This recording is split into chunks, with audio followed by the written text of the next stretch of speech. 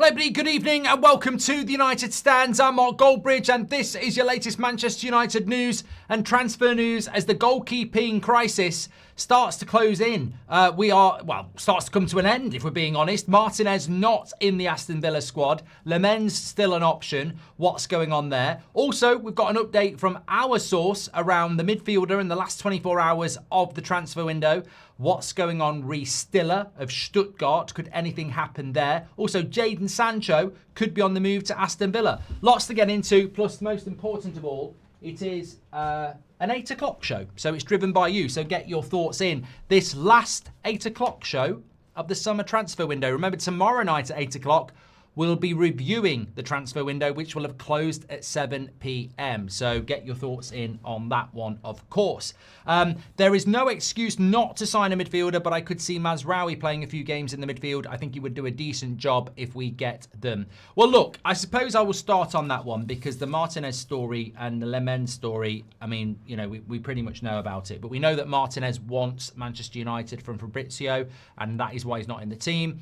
What are Man United going to do? I think they've got to go with Martinez. However, I apologise for the lateness in doing this because I was meant to do it on Friday. So throughout the summer, in fact, it started in the international break. We've had a very good source at United who's been very, very accurate. Onana in March, Wilcox and Amarim want him gone.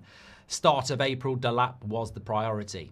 Garnacho, the morning after the final, 100% leaving. Yoro, Sunday, will start the final of the Europa League final. Semenyo, we were never in for it, even though some reporters were talking about it. Midfielder would not come in unless we got rid of a midfielder. And also, we had it first that Colwill would be, Collier would be moved on.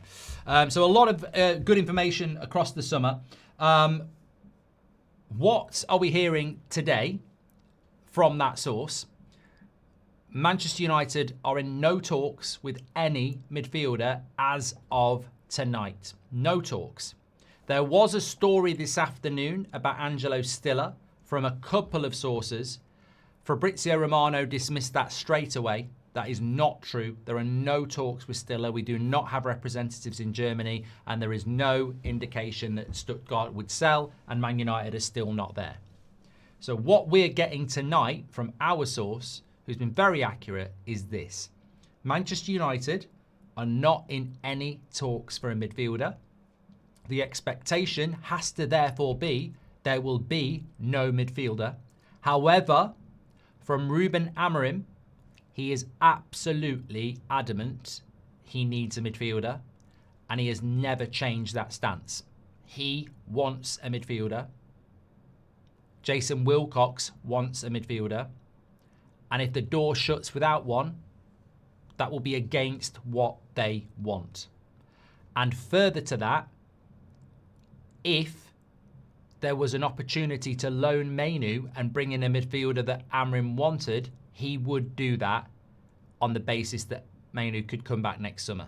So I don't really think there's much more Amarim and Wilcox can do. Unfortunately, it's looking like they're going to get let down. So, you know, I do wonder about the running of this football club, but then I remind myself who owns it, the Glazers. And I do think sometimes we forget that Sir Jim Radcliffe can only do so much. He doesn't own the football club. He can't write magic cheques that are not there to be written. So I think that obviously there is still time in the window, but I don't know. I don't know. I really don't know. Thank you to the mods. There's a few twats tonight, so thank you very much for them. So yeah, look, I don't know.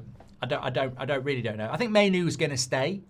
As I say, I'm happy with that, but then again, he doesn't want to be here. But it's disgusting to leave the midfield in that position, and it's disgusting because I think that the big thing for me is that when I watched the Arsenal-Liverpool game today, those midfields are ridiculous. Both of them. Ridiculous. And the way that Liverpool defended especially, it wasn't their back four, it was their midfield as well. Your midfield is part of your defence. They're picking up the runners, they're part of the marking of space. We can't do that. We literally can't do that. So I think that United fans as Liverpool look trash. Well, it's not my fault you can't watch football. You know, We're here to talk about Man United and transfers, but if you can't watch football, that I can't teach you, and I'm not going to. Liverpool defended ridiculously well as a unit, and Arsenal couldn't break through it. We can't defend like that. We can't dig in and defend Leeds. We can't even do it against Burnley because our midfield can't support our defence. So if this club is not going to give Amarim what he wants in the next 24 hours, I don't even understand it. From a footballing point of view, it's ridiculous because games are won and lost in the midfield. And from a financial point of view, it's ridiculous because you might have to sack Amarim now. If the midfield goes the way many of us think it will, we will lose a lot of games and he might lose his job. And that will cost you as much as it would cost you to bring a bloody midfielder in. I'm hoping, and what I've been told is, as of tonight, there are no talks. But as of tonight, Amarim and Wilcox want a midfielder. So with 24 hours to go, you know, will anything happen? I don't think it does. I don't see how it does. I expect tomorrow morning somebody like David Ornstein will put out a post saying Man United's business is over apart from a goalkeeper. I'm fully expecting on that. But I think that it's disgusting. As for Conor Gallagher, there are rumours about Conor Gallagher leaving Atletico Madrid. But the biggest rumour is that Spurs can buy him for £43 million. Spurs have already got Bergvall, Sarr, Bentancur. Kulusevski can play there. They've got someone else as well, haven't they? Who else have they got in their midfield? Bentancur, Bergvall, Sarr. There's someone else. They've got loads of midfielders. We haven't. Paulinho. Yeah, Paulinho, yeah. Bloody Paulinho, Linda. You're right. Madness. So, doesn't look like we're going to get a midfielder. Very, very disappointing. But until the window's shut, who knows? Who knows? Would you take Basuma at Man United? No. No. I mean, his attitude stinks. No, absolutely not. No, absolutely not. Would love your thoughts on if United can beat City with the players we have, plus new goalkeeper, says Jack. Look, we can beat Man City in a couple of weeks. We can beat Man City because we beat Man City loads of times when people have said we can't beat Man City. We're more than capable of turning up for one game. Yeah, we can do it. I would never say that we can't. Why would Martinez join us without Champions League? Surely if he does, yet another mercenary. Do we need this? More power to players, says Eggy. Ooh, interesting take there. I'm going to talk about the goalkeeper in a minute. Mohammed says, no midfielder is very disappointing and not having one will make this season even harder, not easier. I think the manager will walk. Do you think Amarim knew that we weren't getting a midfielder, so that's why he wanted Bruno to stay, says James? I don't know. No, I don't think so, James, because the decision to keep Bruno was June, and he's wanted a midfielder all summer. We even went into talks with Baleba. I mean, what I find incredible, and I still don't know the reason for this, other than pure incompetence. What I find incredible is that when I look back at this transfer window, we spent 2 weeks publicly talking to Baleba. Oh, David, you can tell them. Oh, Fabrizio, you can tell them. For 2 weeks, we were in talks with Baleba. Like, what an amazing signing that would have been. And it was all out there. And then we walked away and we're doing nothing. I can't get my head around the stupidity of that. I can't get my head around that. We spent 2 weeks publicly talking to a midfielder. We pulled out and then we're not going to buy one. So we've told the whole world we need a bloody midfielder and then we've gone, nah, leave it. Even Fabrizio said when we walked away from Baleba, that won't be the end of it. They'll go for another midfielder. You can find that tweet. You can find that clip. He said when we walked away from Baleba, we'll go for another midfielder. I find it incredible. I find it absolutely incredible that this football club told the whole world they were going to buy a really good midfielder, walked away and haven't bought a midfielder. They've literally told you all we've got a problem in the midfield, and now they're telling you all we're not going to do anything. It's crazy. Absolutely crazy. Anyone notice the league table? I'm a believer MUFC, says Fez. We needed goals last season and we got them in Cunha and Burmo. We've strengthened. It's a good window with potential to be great. You're talking absolute shite, mate. But thank you very much for being positive. Fart Smeller says, mainly with the classic modern footballer attitude. Swami says, so Sir Scrooge and Glazers, donkeys, don't want to spend or can't spend. Also, anyone thinking Belabor can happen next summer, naive. His value will go up. Oh, it's not happening. It's not happening. I'll tell you what's going to happen, Swami. I'll tell you exactly what's going to happen. We won't buy a midfielder. And then on Tuesday morning, we will absolutely leak to every journalist we can that we're going for Belabor next summer. And some of our fan base will swallow it like the naive prats they are, because we do it every year. And I don't like calling people naive prats, but the evidence is there. Whenever a shit transfer window closes, there's always a brief to all the journalists saying, United are going to go strong next summer. And you sort of like go, well, we never do. And you sort of like go, why didn't we go strong this summer? And you sort of like go, we're not a football club that can plan for the future. We have to deal with today. That's what Man United is. You can't plan for the future because you have to deliver today, rightly or wrongly. Which is why I'd go for Martinez over Lemens, as I said before, because there's not really much point buying a project goalkeeper over one that's ready now. Because as we know with the press, look today, look at the league table. We lost to Arsenal, we drew with Fulham, and we beat Burnley, and it's Amarim out. Pep Guardiola's team's shit, and they've lost 2 from 3, and no one cares. So that's why I'd go for Martinez, because we will never be allowed to be patient, and we will never be allowed to be a project, even though we probably need to be one. So we've got to buy players for the now. That's why Mbeumo's a good signing, that's why Cunha's a good signing, and that's why Martinez would be a good signing. 3 Premier League proven, experienced players. Absolutely. Absolutely. My favourite football experts in Norway sat down and watched all the Lemens' involvements in his last 25 matches. It was a horror show. No proof of quality. Do our scouts only look at highlight reels, says Marlowe. I don't know anything about Lemens. Nothing. Never seen him play a minute. Nothing. Purposely nothing. I am relying on scout reports and people who have seen him. And I don't care. I'll put my hands up and say that. I don't want to be an expert on Lemens. All I'm hearing is he could be the next Courtois. He's a really talented goalkeeper. He's good in the air and he's a good shot stopper. So I don't know whether what you're saying is true, Marlowe. I don't know what the reality is. But with Martinez, I know exactly what he is. For me, I've always put him in the top 3 goalkeepers in the league. Now, people will say he makes mistakes, he's erratic, he's got a big personality, but I never knew we'd go for him. I've been asked this question on That's Football so many times because it happens in games. People will go, who's the top 3 strikers? Who's the top 3 goalkeepers? I always put Martinez in the top 3.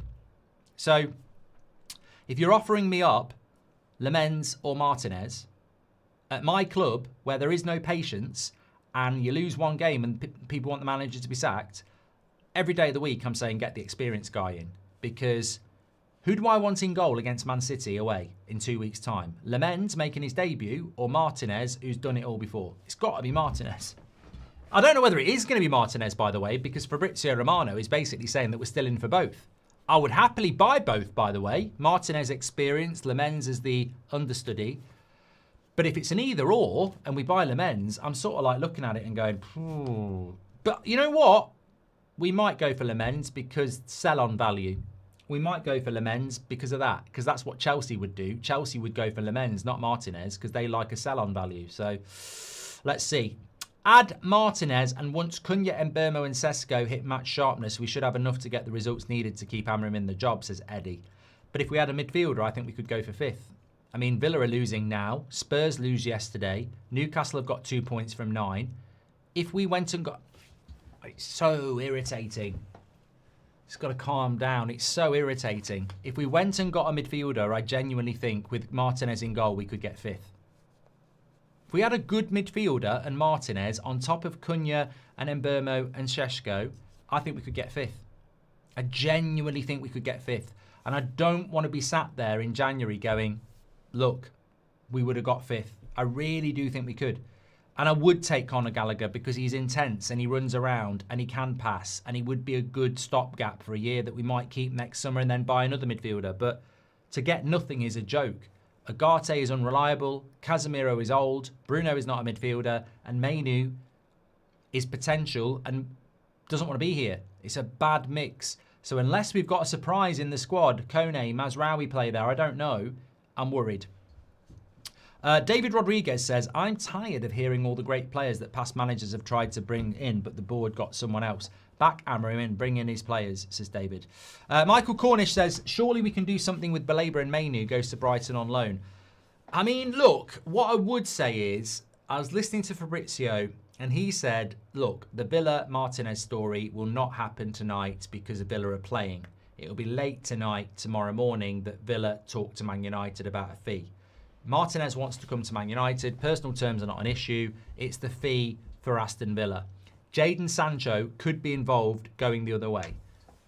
So we might get some reduction on the fee. To be honest with you, I don't know how that's going to help us, but hopefully we can do a deal with that. Hopefully there is something we can do. Now, remember, and if you're a member, thank you very much for getting your badge in. But if you remember, we were talking on one of our many brilliant 8 o'clock shows over the transfer window, and I actually said in mid-July, I had a theory that the goalkeeper we want is Martinez, and we might try something right towards the end of the window when Emery and Martinez get back together again and realise they don't really get on. It has come to pass. There was no source on that. There was no information on that. It was just pure theory. The same theory we cooked up also in mid-July, that Bruno might have a promise to go to Saudi next summer, as long as it's before June the 30th and all the money goes in this financial year.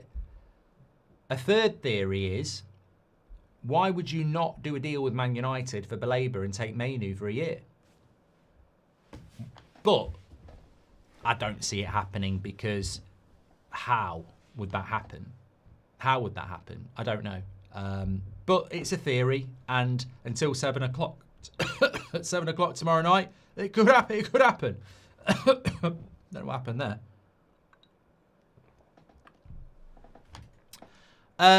Anyway, that was from Michael Cornish. Thanks for your super chat. Beckhorse says, best moment of the window was the few hours when Sesko chose United, the Belabor news broke, and Ornstein credited Indy. I wonder if Ornstein now regrets it. Probably, because wasn't it Indy talking about Stiller this afternoon, or has he deleted it? I was doing a watch along, so I don't actually know, but I'm sure somebody was saying that they did mention Stiller as well.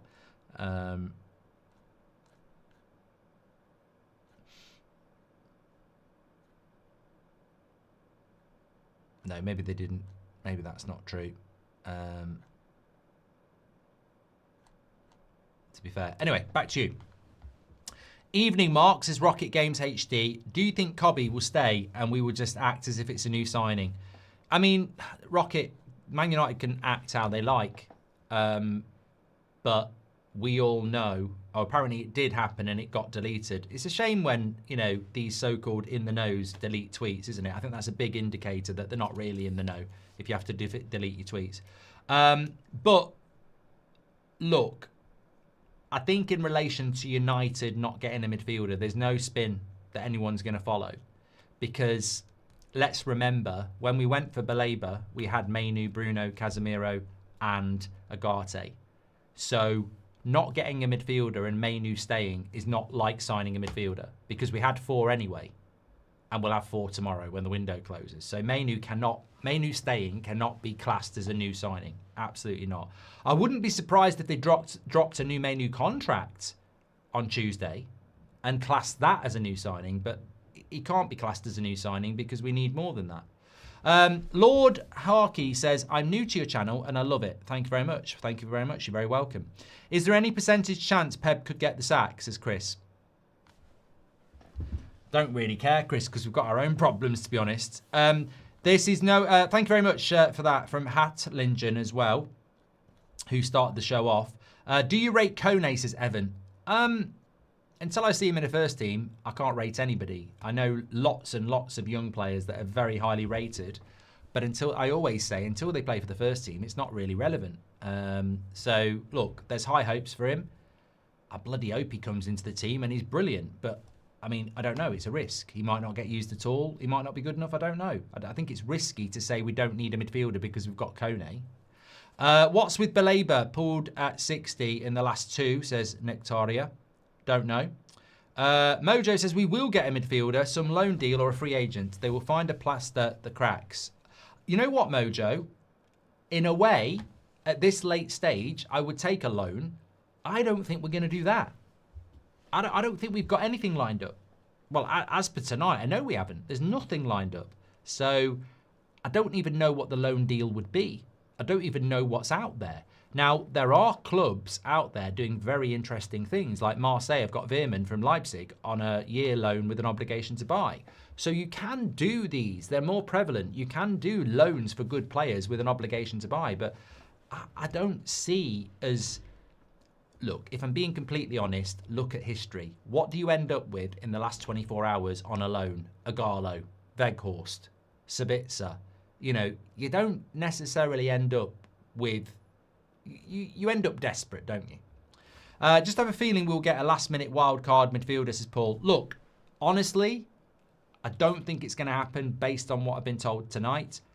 But in fairness, I was also told, as part of that, Wilcox, Amarim, 100% want a midfielder. But as of tonight, there are no talks. So I hope, Paul, we get some last-day drama tomorrow. But I feel, to be honest with you, when you wake up at like 7 o'clock in the morning or 8 o'clock in the morning, you've got 11 hours to do a goalkeeper deal.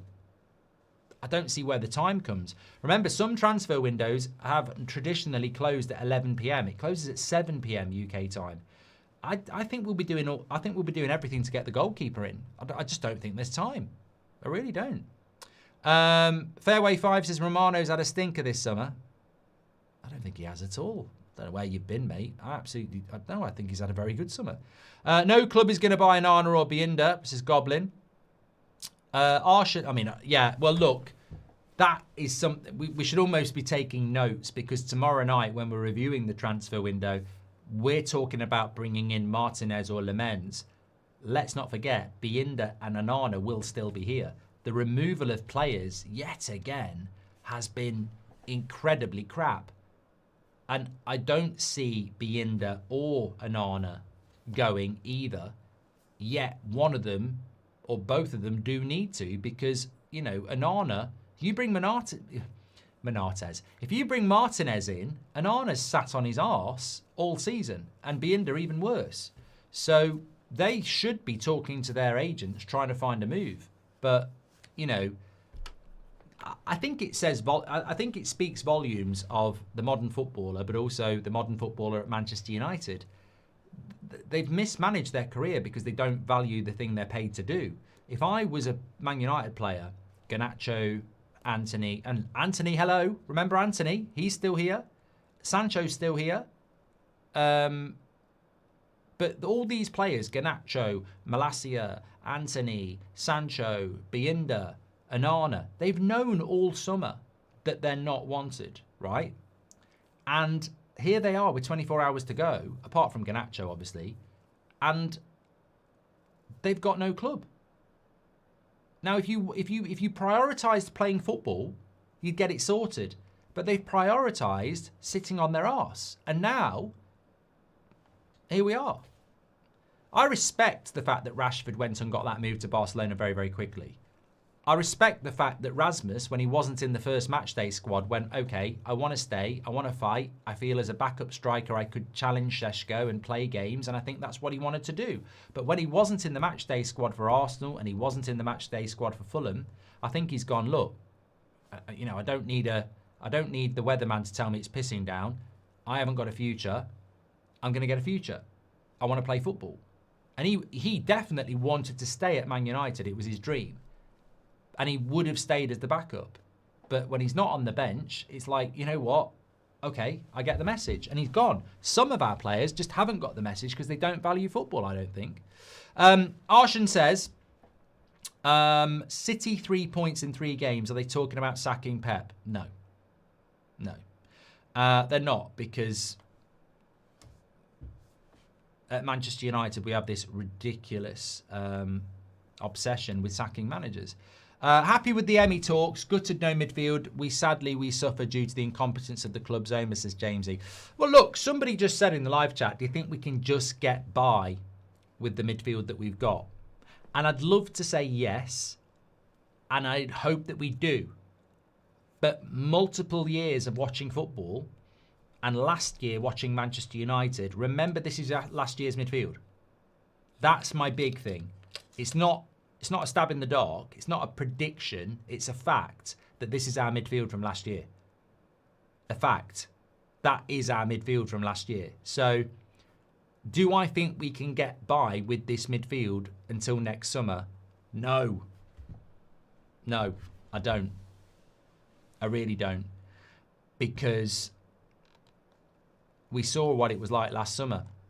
And we've seen what it's like this season. And, you know, they're not able to...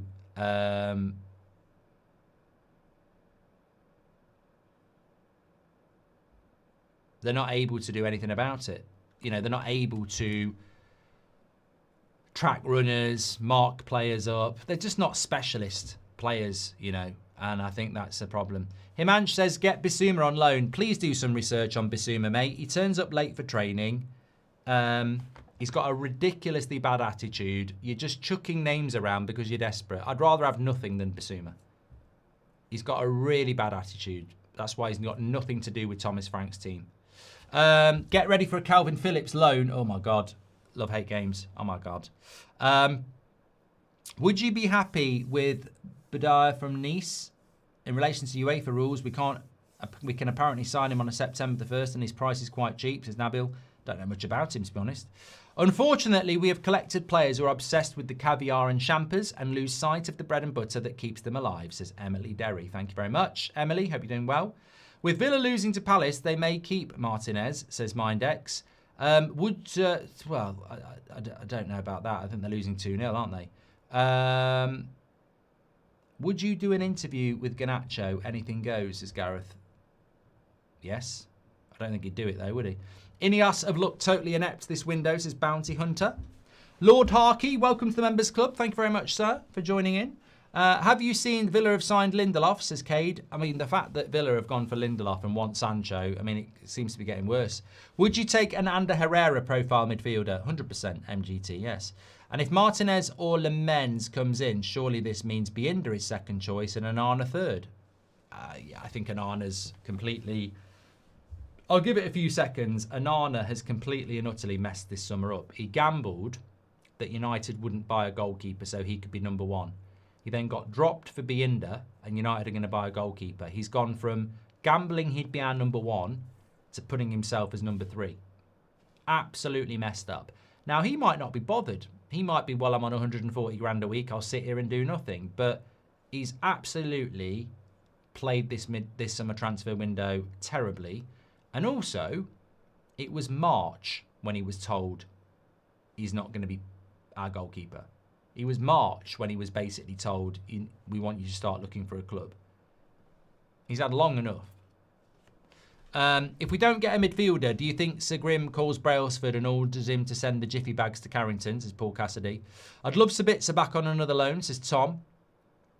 Do a loan swap with Mainu and Gallagher, says Ben. No, I think if you were bringing Conor Gallagher in, you would want to keep Mainu. Mitch Wright, thanks for your super chat. If we get Martinez, I believe we can get top 5, says John Bow. We still have the same midfield problems, mate, and that midfield couldn't deal with Burnley. Mark, would the way Amarim is talking and acting be a worry? I'll back the man all day, but he looks like gives me what I need or I am gone, says Bounty Hunter. Look, if he doesn't get a midfielder and he goes, I'll applaud him out of the building because he won't be getting a payoff. If you walk, you don't get a payoff. So I would applaud a person who puts money secondary to morals, and I would applaud a person who basically says they didn't back me up yours. I would clap him out the building. It would be the most significant statement we've had since Sir Alex Ferguson left. Imagine if a manager on Tuesday said, I'm off. I'm giving up the 15 million severance pay. You didn't back me. I told you what I needed. I can't succeed. I'm off. I'd go, fair fucking play. I don't think he's going to do it, but I would say fair play. I think, to be honest with you, he's already explained the whole threatening to leave stuff. He's a very passionate person, and in the aftermath of a bad result, he sometimes says and does things he doesn't mean. But I don't think he's going to go anywhere. And also, I think there's a massive overreaction in the media yet again. Amarim's been... Have you noticed how Amarim has had the piss taken out of him for doing the little tactics board? You know, they've turned it into Connect 4 and stuff like that. Arne Slot was doing exactly the same today. Oh, that's okay, though. Arne Slot's got 9 points from 9. He's just won the Premier League. So it's okay for him to have a tactics board. But the Man United manager having a tactics board, let's take the piss out of him like he's, you know, a little school kid with crayons. Also, I've seen so many people, again, Henry Winter was doing it, talking about his behaviour is erratic and concerning. Did nobody watch Jurgen Klopp? Jurgen Klopp used to watch games going like this. Turns his back, fist in the crowd. But, you know, that's fine because it's Jurgen Klopp. It's an absolute pile-on. The things that they scrutinise and make an issue. I don't care. Louis van Gaal fell on the bloody floor doing some sort of crap audition for Hollyoaks. Like, it's irrelevant to me how Amarim is behaving because I don't find it erratic and I don't find it out of the ordinary. But you know what? If you live next door to somebody and you think they're dead normal, you know, I see them all the time, everything like that, and then someone turns up with little clips of them putting the bins out from a different angle and goes, oh, look at him, he looks a bit erratic, he's wearing his slippers to push them out, you know what they say about that? It's a conspiracy, it's a pile-on, it's an agenda. They're jumping on absolutely everything about him because all they want to do is get you on side, because when they get you on side, they can write more articles and make more money about Man United and getting the manager out. As I said, I think there are heads of media companies who go, we're all eating turkey and getting a Christmas bonus if we can get Amarim out by Christmas, because we drip, drip, drip now, we get more and more fans on side, and by November he's sacked, then it's a new manager, Man United's the biggest seller, back of the net. And we all know it because we've seen it with Ollie, Ten Hag and Jose. It started at the start of the season, right at the start of the season, and they were all gone by Christmas. And the noise was Man United, Man United, Man United. And these media companies aren't stupid, by the way. They've got analysts. They've got historical data. They can look at, you know, October, whatever the year Mourinho was sacked, and October, whatever the year Ollie was sacked, and October 24 and go, look at the spike in views and revenue that year. Look at that. What was that all about? Oh, that was because we're all piling onto Ollie to get him sacked or piling onto Jose. Remember? Oh, well, what happens this year if we don't do that? Smaller spikes, smaller revenue. Well, let's get on in Amarim then. Let's do it. And that's what's happening. But they need you. They need your ears. And that's why we're getting all these little clips and articles about, oh, he's erratic behaviour. Senior players. What senior players? It's all a load of nonsense. 3-0 to Palace. I don't know what's going wrong at Villa. We're not the Villa stand, but 1 point from 9. Another contender for 5th place. Terrible start to the season. Newcastle, terrible start to the season. Spurs lost at home to Bournemouth. That 5th place is up for grabs. Why is Sir Jim Radcliffe, the lifelong Man United fan? Imagine if I was Sir Jim Radcliffe, right? You know, we talk all the time. You know I'm passionate about United. Imagine I was the lifelong Sir Jim Radcliffe Man United fan, right? What would I be doing tonight? What would you be doing tonight? I'd be going, bloody hell, Villa, Newcastle, Spurs are all vulnerable. Get me a goalkeeper, get me a midfielder, now. This is our chance. We're going to be back in the Champions League, £100 million of revenue, money, money, money, clubs back on the map, get me a midfielder. How can he not be sat there as this lifelong Man United fan going, get me a midfielder? I have an understanding that if you're the Glazers, they don't understand what football is, let alone support Man United. So telling them we need a midfielder is going to be like, you know, speaking a language they don't understand. But Sir Jim Radcliffe's meant to support Man United. And as a supporter of the club, you must watch games and go, what's happening in the midfield? At the end of the day, forget the champers, you know, what's happening in the midfield? Apparently he likes football. Apparently he supports Man United. How is he not seeing that problem? Because all of you do. Every Man United fan knows the midfield's not good enough, but Sir Jim apparently doesn't. Does he not know football then? Is he a fake fan? Or is he powerless to do something about it? Because if he's a Man United fan, he knows we need a midfielder, and he knows if we get a midfielder, we might get 5th place, and then he gets a load of money. That helps him build his stadium. So, again, I'm baffled by the fact that we spent 2 weeks trying to sign Belabor. We didn't get him, and then we've not got a midfielder in. Tell the whole world you need a midfielder. Everybody knows you need a midfielder, and then don't get a midfielder. Crazy. Who do you think we're getting as a goalkeeper? Well, I'd like it to be Martinez, Ram. But if Emery gets sacked tonight, they might keep him. I don't know. This is what happens when you leave it late. This window has to be judged as a whole. Even if the goalkeeper and midfield arrive, it's still poor. The delays have piled needless pressure on both the club and the manager, showing a failure in planning. John, I will applaud you because you know what? Even if we do get a midfielder and a goalkeeper, you still have to look at it in its entirety, like John says, and it's way, way too late. I still want him, but it's really, really late, isn't it? Edwin van der Sar at 34, we got him. Martinez 32. Both have a lot of similarities. Could be needed badly, says Silent Hill. What's your thoughts on Amas? Rumoured is he's hopefully coming to Sheffield Wednesday. I like Amas. I think he reminds me of a young Luke Shaw in the way that he runs and the way that he plays.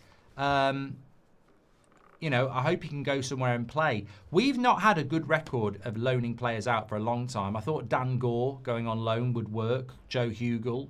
It's not really gone the way I hoped, but hopefully it will with Amas. Thank you very much for that. Has anyone noticed that Belabor has been hooked in all 3 Prem games before 70 minutes? Dari, you're not the first person to mention that. Bryce is a new member. Welcome to the Members Club, Bryce. Who would be your ideal signing for the club, says Mitch? Right here, right now? Belabor, because that's the one that Amarim wants. It's easy, isn't it? One centre midfielder for 38 games. What if injured or rotation? Back to factory reset then, says Free Kick. Do you think Emery will get the sack after this evening's battering, says Marlowe? I don't know what's going on at Villa, but there is something badly going on at Villa, and I don't really understand it. You know, he's done so well there, and they've been so good, and they're so shit. Like, I don't think they've scored a goal, have they? There's a reason why Amarim is getting attacked. Even with context, he finished 15th. He's not Pep, he's not Klopp, he's a guy who finished 15th. And you're a prat, Rajin, and we'll move on. Ineos 2 windows hit big with Delit, Yoro, Cunha and Bermo Dorgu. We're suffering the incompetence of the Glazers. Now our fans pressure Amarim, says Seth. Robert McCormack's in the house. Glasner keeps winning with this squad. It's amazing. You know what? There are a number of brilliant coaches in this league. The Bournemouth coach, the Fulham coach, and the Crystal Palace coach. They're brilliant. All 3 of them. To do what they do with the limitations they have is remarkable. They are. I agree. They are absolutely brilliant coaches. And I hope that they get, with all due respect to the clubs that they manage, I think they all deserve to coach at a higher level, the same as Thomas Frank at Brentford. The media butcher managers, which I disagree with. This is Bounty Hunter. Cam, welcome to the Members Club. Thank you very much. Mark, what's for Netflix and chill? I don't know what you're on about, Rob. Villa, Newcastle doing poor, but only Amarim on target, says Shiva. Valhalla, welcome to the Members Club as well. Look, the only context I care about in relation to Villa and Newcastle is I think they're the 2 with Spurs who are fighting for 5th. And I think all 3 of those clubs will strengthen big tomorrow. What are we going to do? What are we going to do? I think it's disgusting if we sign less than 5 players this summer. You know, Arsenal have signed 8 players. 8 players Arsenal have signed. They finished 2nd and they've signed 8. Now, I think that's brilliant for Arsenal. You need squad depth. Look at the injuries they've got. Havertz, Saka, Saliba. You know, you do need squad depth. 8 players Arsenal have signed and they finished 2nd. Man United are apparently restructuring their whole club and building a system we've never played before, and we've signed 3. It's disgusting, isn't it? That sentence alone is disgusting. We've brought a manager in who plays a system we don't have the players for, and in his first summer transfer window, we bought 3 players.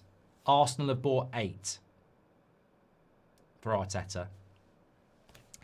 Look, I never expected 8, but it had to be a minimum of 5, and they've failed. Valhalla, welcome to the Members Club. Thank you very much. Mad says, João Neves would have been a dream last summer. Some player he's turning out to be. It's funny, all the 6s we've looked at are doing well. Well, we did a deal that helped out PSG, didn't we? We took Agate. They got Neves. George Mendes did the deal. You know, we hoped Agate would do well. I still think he can, but he looks bereft of confidence at the moment. Fazer says, I think it's not talked about enough how bad starts some teams have had, like City, Villa and Newcastle, but still we get all the attention. The context is key, isn't it? It's, as I said before, a couple of minutes ago, if you want to know why Man United are the story, newspapers and online outlets and media companies cannot survive on spending their time talking about Aston Villa and Newcastle and City. City, Villa and Newcastle as a 3-headed story every day won't hit what just going for United would. It's a very cynical world, and sometimes you've got to be very honest. If you are the head of a radio station or a TV company or a newspaper, and you've got people saying, really, we should be doing Villa, Newcastle and City before we're doing Man United, the head's going to go, even if we do 3 times the stories for those 3 clubs, we're not going to get the same amount of attention as we do if we slag Man United off. It is a fake and false media. It is an agenda media. It is a propaganda media, because they use United because they know the most people, that's where they'll get the most interest. And that's why it's always us. And that's why Sir Alex created that siege mentality. And that's why our players need to switch on. Because if they're impacted by the noise of the media, just listen to that last few minutes. That's why they go after you, because you're Manchester United and you get the most eyes and ears. Can you see Onana and Binder go to Turkey or Saudi? The window is open after tomorrow. Great point. Great point. Yes, I can. Great point. The Saudi window and the Turkish window is open after hours. And yes, Binder to Turkey and Onana to Saudi could happen. But we might need to keep one of them. Would you risk taking Rabiot on a 1-year loan?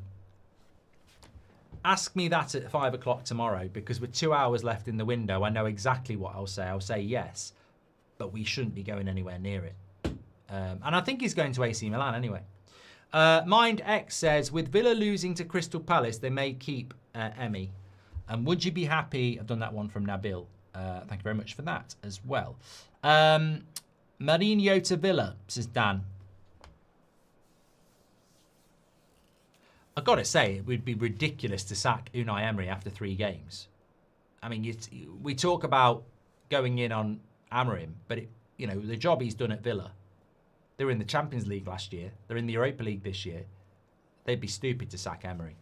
I'm always surprised at the shock. We are always in the news. It's supply and demand. Demand is high for news about United. The media supply it, says Nick J. Thank you very much, Nick. Jack Glancy says, Villa only have 1 point, but I don't hear the media going Emery needs to go, or where Newcastle are at the moment and Eddie Howe needs to go. Spot on, Jack. Villa will push for Lemens 100% by watching them tonight. Their keeper is like a Nana, says Pete Jones. Robert McCormack says, Villa lost Rashford and they went downhill. And what about Joel Pereira at Reading, who played a blinder and made some great saves yesterday? I think he's miles above our current goalkeepers, says Daniel Pollard.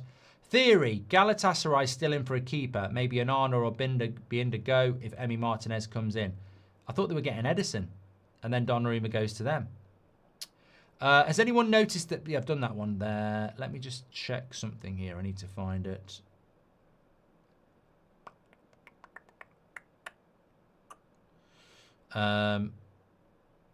Good point there. Good point there.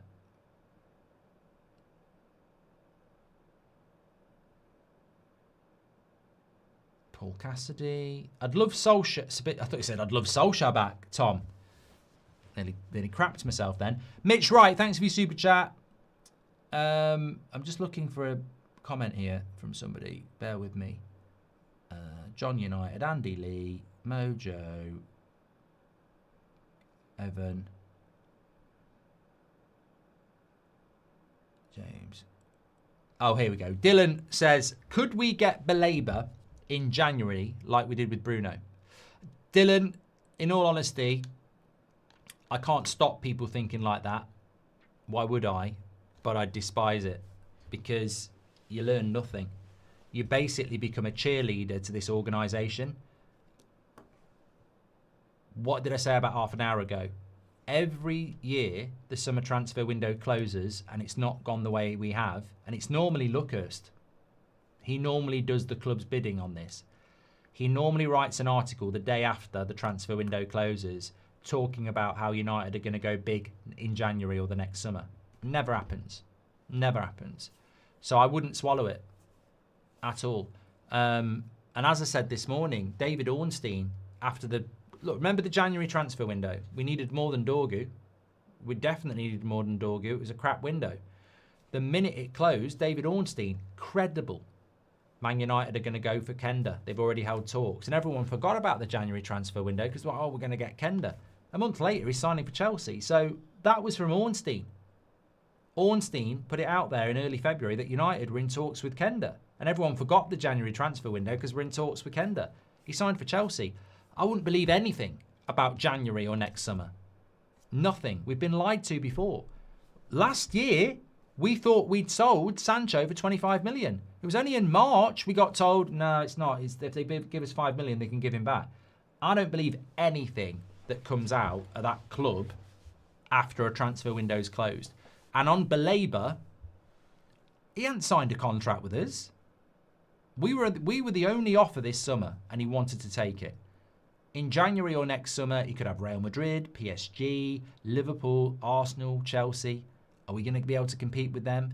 So I ain't swallowing any bullshit about we didn't get a midfielder, but we're going to get Belabor next summer. Well, if you're going to get Belabor next summer, why have we not signed him now for next summer? You can do that. It's been done with Kenda. Kenda's not at Chelsea yet. He's going next year. So I don't believe it. I'm not going to believe it. This whole we didn't do what needed to be done, but we'll promise we'll do it next year. Oh, I've never heard that before, have I?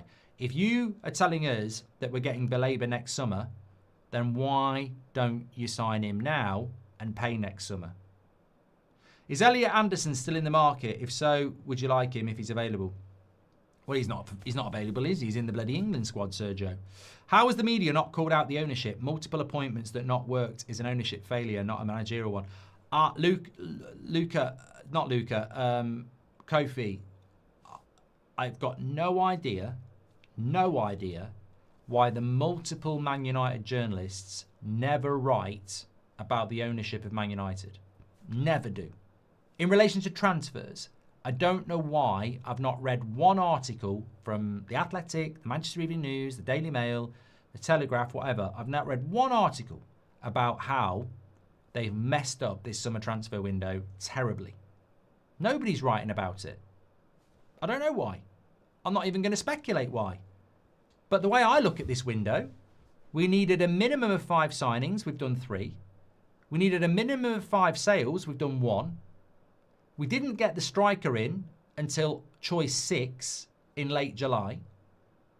And Burmo, we spent nearly 2 months trying to sign, and he wasn't ready for for pre-season either. It's been a really bad window, but it doesn't seem to get mentioned. I mean, look, in fairness, one theory, people are just so used to it. I don't know. What would really impress me from this ownership would be when everyone starts screaming Amarim out, they continue to back him and not throw him out, says Luca. Well, I hope they would do that, yeah. Was Barada being dishonest when he said they'd been planning this window for a long time, says Paul Cassidy?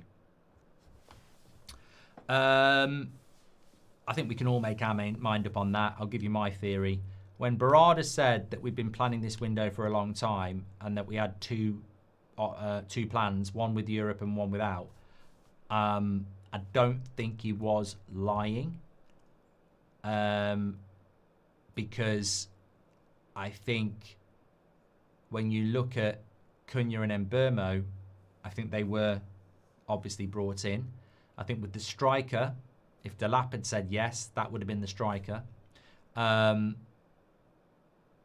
It's just the query around the midfielder for me. I don't know who the midfielder was. I don't know. And the goalkeeper we've left very, very late. Hijack Rabiot deal, says Keel. And Nick, thank you very much for that as well. Love a bit of crackling on my Sunday dinner. Make or break for the dinner. What's your favourite bit of the dinner? Says Goldbridge. I do like crackling. I've not had a roast pork dinner for a long time because, as you know, and tomorrow I will be up and down, sometimes in here and sometimes in the other room because I'm still having my kitchen done. I say I'm having my kitchen done. It's like people will be going, why is it taking so long? I've had to have a wall down and stuff like that. So we've not been able to cook properly for about 6 weeks. So I haven't had a Sunday roast dinner for a long time, but I do like roast pork with a bit of crackling and definitely like it with some English mustard. Ryan, I answered that in detail because it was a super chat and, you know, I feel that, you know, you should give time.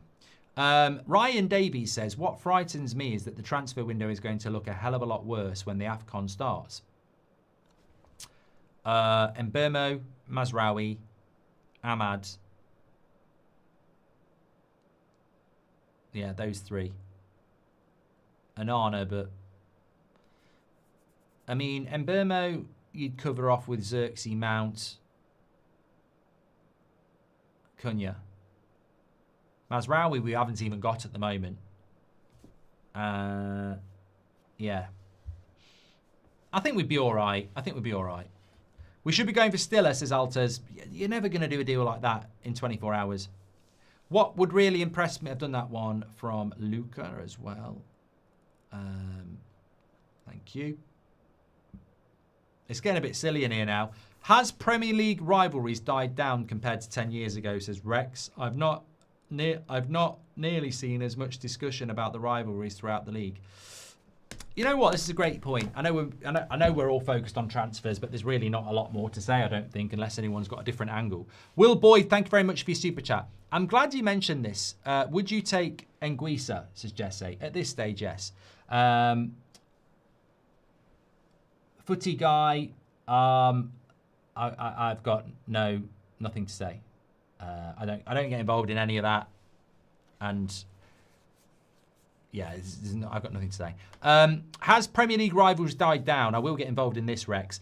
I think at the end of the day, I've noticed this a long time, right?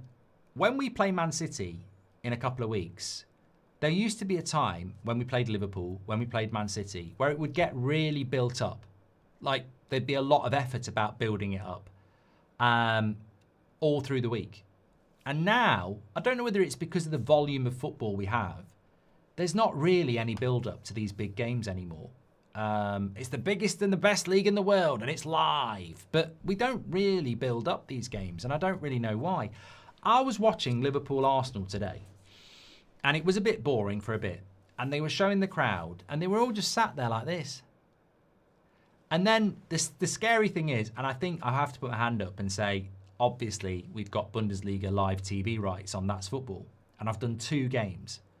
Obviously, Bayern Munich at the Allianz is special, but Hamburg against St. Pauli, these are 2 teams that will be fighting relegation. Oh my Christ. Flares in the ground, in the stands, flags. The passion and atmosphere is incredible. And we have got the best league in the world, and we have got the best players in the league in the world, and we've got the best paid players in the world, but we've got shit atmospheres, and we've got shit build-up to games. So I think rivalries have suffered because of that, because it's become a very corporate league, hasn't it? It's lost its soul. It's lost its rivalry. It's lost its identity. The Premier League is the best league in the world, and everybody knows it, but it's also the best league in the world because it's sponsored by the person who's... It's just very commercial, the Premier League. Very, very commercial. It could be so much better. And it is the best league in the world. I'm not saying it's not, but it could be so much better. I mean, I've watched 3 games this weekend, and every single one of them have said, the referee is shit. Why is he not letting the game flow? Little silly fouls where you could just let the game go. And they've got no comprehension that that makes it a better game and it's more entertaining and people talk about the game more. So there's just so much. But I genuinely think that when you look at the Bundesliga model and this 50+1, and to be fair, the Man United Supporters Trust were pushing for it for a long time. I think if you make clubs half owned by the fans, you'll get better atmospheres. Because you look at the Bundesliga and those fans feel part of it. They feel like it's their club. They feel like they've got a say in the club. And that leads to more rivalries. If you turned up to play Liverpool at Anfield and they own half of their club and we own half of our club, it matters more when it's yours. And it is ours, but it's not. We don't have a voice. The Glazers and Sir Jim say, we're knocking Old Trafford down. They're knocking Old Trafford down. The Glazers and Sir Jim say, we're not getting a midfielder. We're not getting a midfielder. It's not our club. It is ours, but it's not. But in Germany, it's your fucking club. I think the membership at Bayern Munich exceeds 50%.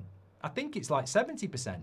So, look, we're never going to get that because the money men will never let it happen. But the reason we don't have those rivalries anymore, the reason we don't have those atmospheres anymore is because the Premier League commercialised football and it's become very, sometimes a bit sterile. But there is no reason why German Bundesliga games have incredible atmosphere and the Premier League doesn't, apart from this, commercialisation of football. Because in the late 80s, and some of us are old enough to remember, oh my God, I remember going to Highbury in 88 or 89. Fucking hell. Oh, God. It's the most excited and scared I've ever been. Like, we were in the lower tier and Arsenal fans were in the upper tier and they were chucking cups of tea at us. But the atmosphere was incredible. And I was very fortunate to go to a few games when I was like 6 or 7 in the late 80s. And the atmospheres were ridiculous. I mean, some people call it hooliganism, and there was some of that. But the atmospheres were great. We can have those atmospheres in this country, but it's very, very difficult now. But remember, you know what? It goes hand in hand, doesn't it? And many Man United fans who are of a certain age will agree with me on this. The crowd atmosphere in the 70s and 80s was way better than it is now. What's the difference between the 80s and 2025? Well, there was no Premier League.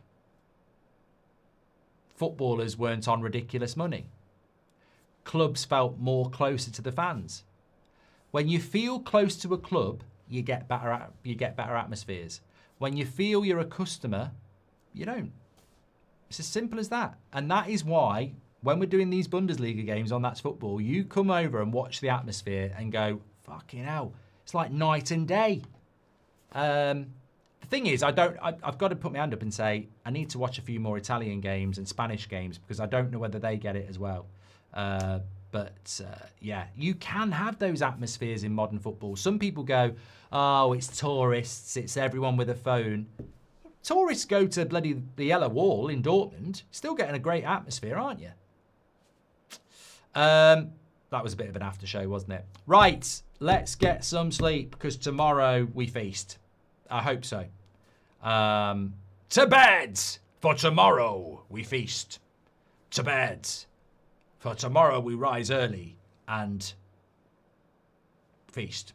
I hope so. I hope something happens tomorrow. Look, we'll end up with a goalkeeper. I mean, God, imagine if we don't end up with a goalkeeper as well. Is there any? No. I mean, if we don't get a goalkeeper, I'm going from a 4 out of 10 to a 3 out of 10. We'll get a goalkeeper. We might even get some. Look, we might get something tonight. We might be live again at 11 o'clock. We might get something tonight. But we'll get a goalkeeper. Let's just all hope we get a midfielder. If we don't, I'm not going to sit here and say 5th is impossible, but it'd be ridiculously hard. Very ridiculously hard. Plan for tomorrow, we're going to be live for a lot of the afternoon from the studio with Beth and Co. I'll be reacting to any stories that break while they're live. We've got a 10 o'clock show and, yeah, busy day. And then 8 o'clock tomorrow, the window's closed, so we will have our evening show. I don't know whether to do it at 7. Really, I should do it at 7. When the window closes at 7, I should instantaneously go live with the review show. I don't know what. I shouldn't wait till 8. I should do it at 7, shouldn't I? What do you think? Should I just I don't mind doing it at 8, but I just thought if the window closes at 7, surely I go live at 7 to review the window. Makes more sense, doesn't it? 7:30. Well, there's no logic in 7:30. Yeah, we'll see. We'll see. We'll talk about it on the morning show. My best friend used to play for Kaiserslautern in 2. Thomas Hassler, I think he used to play for them. Bundesliga, population of 100k, 50k at the stadium. It was crazy loud. I'm going over a few. No more football firms, hooligans partly, says Jordan. Well, all these Bundesliga clubs have ultras, don't they? I don't think they're called ultras, but they do have like community feel. 6:45. There's no point doing 6:45 because we're live from the studio until 7 anyway for the last few hours. So we will have live content for you till 7 o'clock. I'm just thinking whether we go straight from the studio to me at 7 or we do a normal 8 o'clock. And I'm thinking 7. I think it makes sense. Thanks everyone for watching. Legends as always. Let's hope, look, one way or another, I saw somebody say it earlier, one way or another, in 24 hours, it's over. We can't talk about signings because the door is shut. You can't do anything. Thanks for watching. Take care.